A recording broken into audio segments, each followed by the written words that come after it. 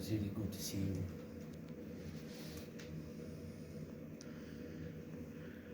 It's 63 years ago, just a few weeks before we were rounded up.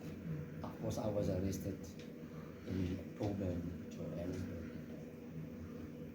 63 years ago. And what I really want to share with you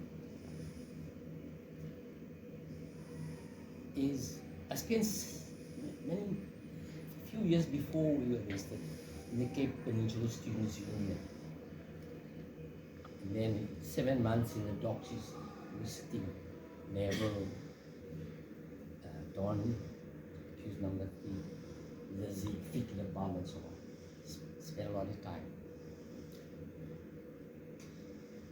And I really understand when you celebrate these wonderful people, we mourn their lives. But over the last few years, I've really made it a point of finding out where do these people come from?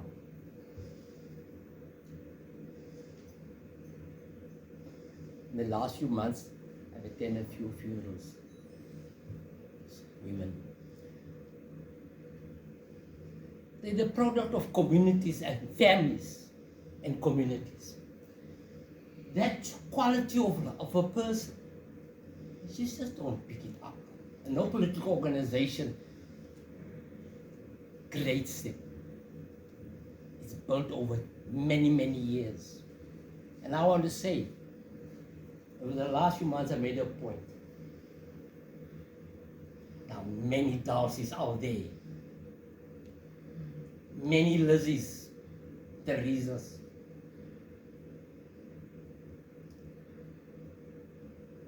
And when people say Karl Marx says this and Karl Marx said that, it's what he discovered in communities over thousands of years. It's that self-organization of people. It's communities that create people, and then organizations come along and they recruit them. So we will celebrate them, but we'll also celebrate our people and their families.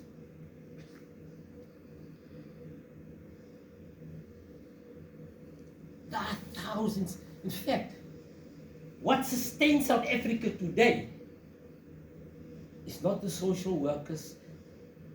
In fact, this government is adding to their problems. It's self-organization of communities. They fight the gangsters, they set up kitchens, and they do just about everything that needs to be done. We keep together what the neoliberalism under this government is destroying our people. People have been organizing, living their lives for thousands of years. So there are many Dulcies, and we must go out. In fact, you don't have to believe me. Find out for yourself in the street where you stay. Who is keeping things, the little that remains, and struggling to keep them together? It's women, mainly women. In fact, there's a new slogan that the Journal of Historical Materials has brought up. The future is female.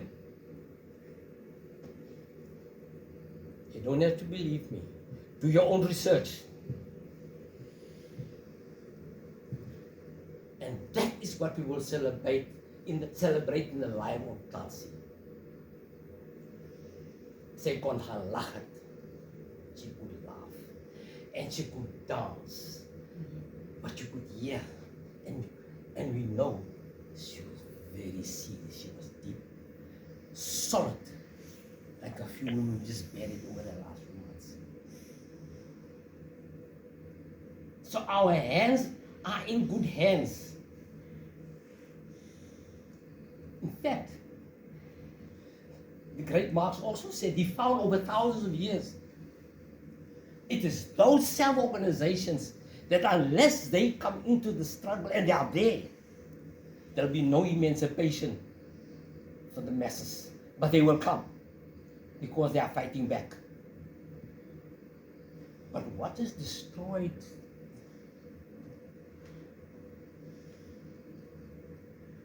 and making their lives difficult. What has been destroyed is the infrastructure. And some of us know, most of you know, because you work in communities. Go and do your own research. The other thing is, I could go on and on. Sy was 'n vrou. It is still today. You know, I always tell that Robben Island is a male story. Primarily van male, M-A-I-L, is a male. Jy weet in die mailers, ons was drangekoop is. Yes. The Dulcies, the Lizzys, and all the many women, they are just not remembered. And that's why the story about the life of Dulcie, I mean, it's quite revealing. I've seen the movie quite a few times at that time. Our structures are still males. But who fights in the trenches? Vrouens. And you caught just in some very interesting research. The first struggle that emerged in the 76. This history is about how the males in this struggled in the unions in Port Elizabeth, in Noom, and this factory. It was the sewing workers, the who's that? Ja, sewers, garmentworkers, garmentworkers. And that, so Dulcie is not a one horse. Somebody coming down the wall, and then she's a product of our communities, our people, wherever they are. And that's what we must celebrate. And that's what Dulcie represents. She represents the women of this country. And also, the assassination of Dulcie. All this come up, and I think we would like to support the family in the ongoing struggle. But France and America have taken execution to another level. Palestine, children. And there's no secret anymore. We know who the killers are. Who shot that pistol that keeps on appearing on the screen there? We know who holds that pistol. It's an agent of America, France, the arm industry, and even some of them are still in South Africa. So yes, Dulcie, I'm sorry, sometimes I get quite emotional on some of these things. But she was a brave woman, like our people and our mothers who are fighting out there, setting up the kitchens, fighting the gangsters. They're even killing their own children because they know what it means. My last point, we will always remember our comrades. But when we're sitting in the dock, we used to sometimes, guys, always had butt. And when we were rich, we used to try and encourage ourselves. If you do this sort of thing, don't complain. Conscious agents are not victims. They're casualties of struggle. It's sad, and I think Michael has explained, tried to capture how they struggle, and always struggle when we lose people. But I'm sure they would also like us to understand, one day accept. That's the road she chose, many of others people have chosen. Try and understand that.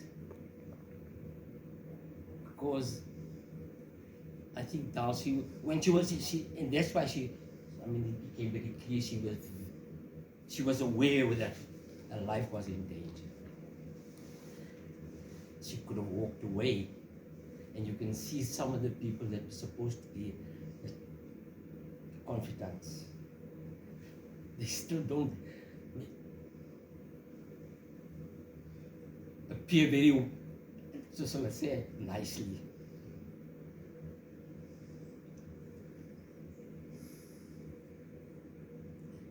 So, a casualty of struggle that she chose. And I really want to say, let us celebrate Athlone, where she came from, celebrate her family. Amandla.